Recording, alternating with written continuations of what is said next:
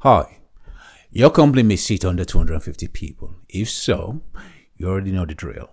You're not a big company, but the expectations placed on you look exactly like the ones placed on very big companies. You have your board packs, you have your monthly reporting, you've got a cash visibility, you got forecasting that actually needs to mean something. And above that, you've got explanations, not just numbers, but explanations that tell the story. That tension, that's where most companies under 250 people live. Here's the thing. Companies come in different shapes, sizes, stages, ownership, and investment structures. In your case, you likely belong to that cohort of companies that are small and nimble, but where the impact of any financial missteps is disproportionately large. Now, maybe you are at the point where FP&A has entered the conversation. In light of that, you may already have a CFO. That's great.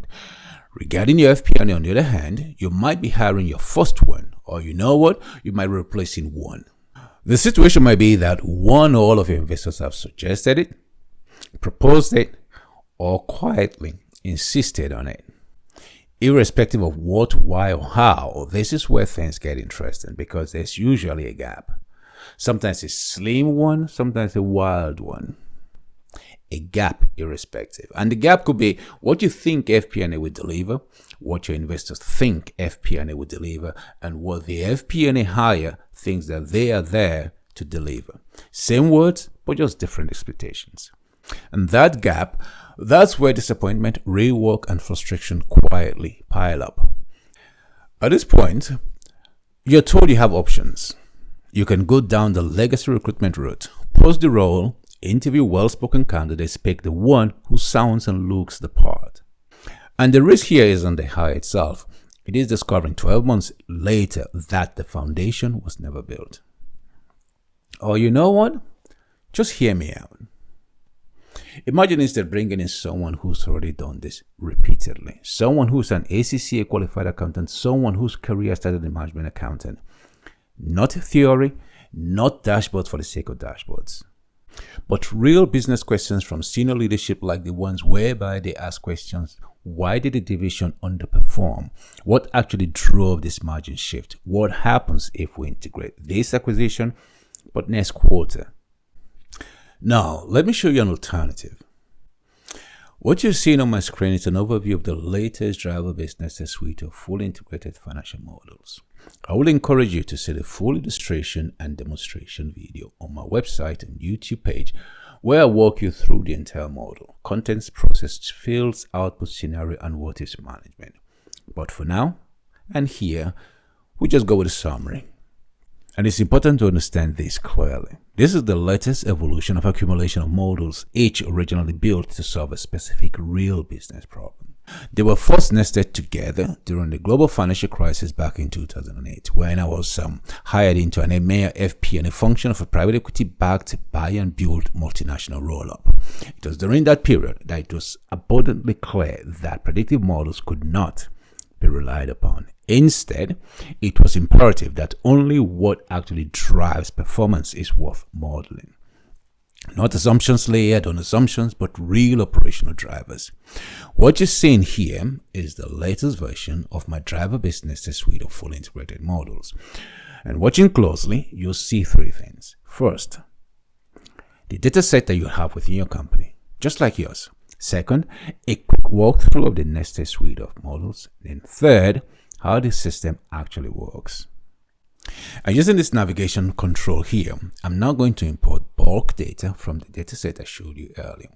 This command goes on to retrieve data from the relevant fields that will now in turn feed directly into the input sections of the individual models.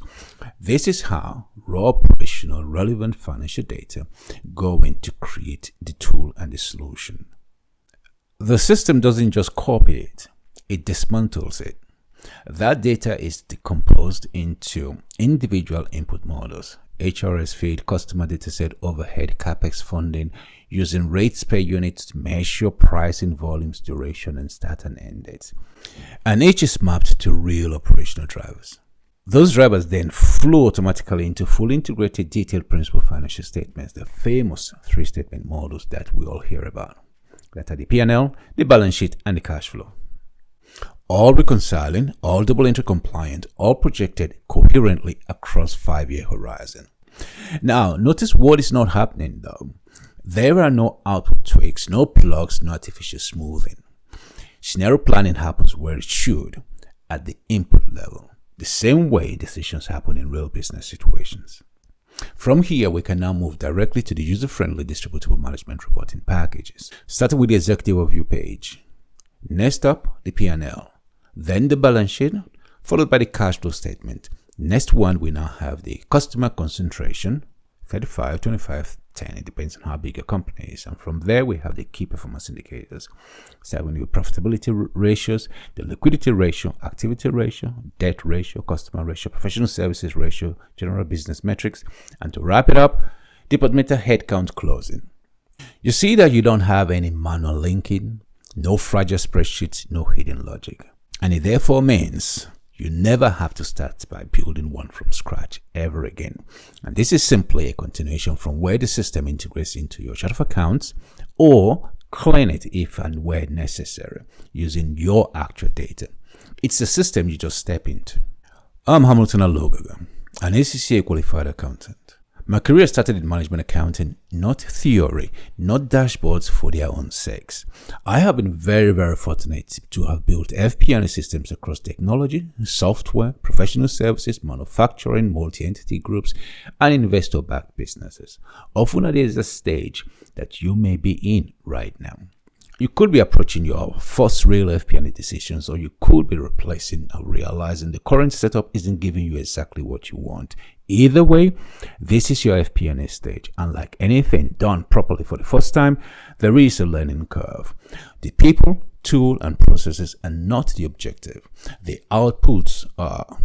I know this because I work with companies like yours, not as a replacement, but as a collaborative alternative, where you get an ACCA qualified management accountant, a highly advanced financial model and financial modeler, a finance business partner, a financial planning analyst, and above all, a hands-on strategic director and board level FP&A leadership, all connected, all coherent, all grounded in accounting reality.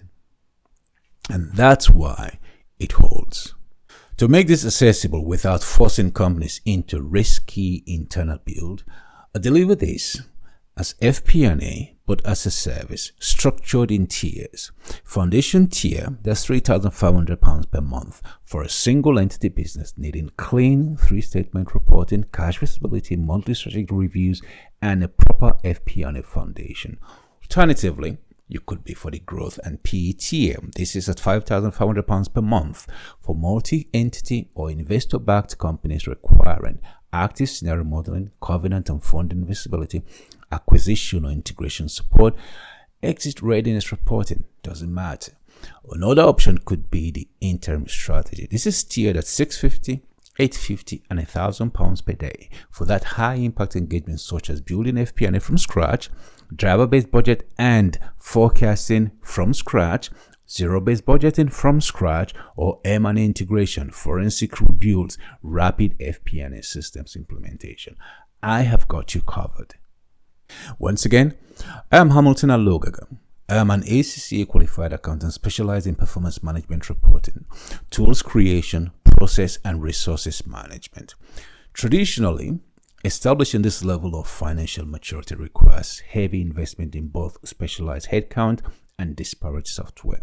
I provide a different path, an immediate transition to an institution-grade FP&A function managed on a fractional basis. You gain the full system, the ACCA qualified oversight and the strategic partnership required to scale without a function of a traditional build. And this is where you stop guessing and start building something that actually holds. Now, whether you build an FP&A from scratch, enhancing an existing one, or require support in project-specific FP&A designated areas, now that you know what can be done for you, you know what the next step is. Let's talk.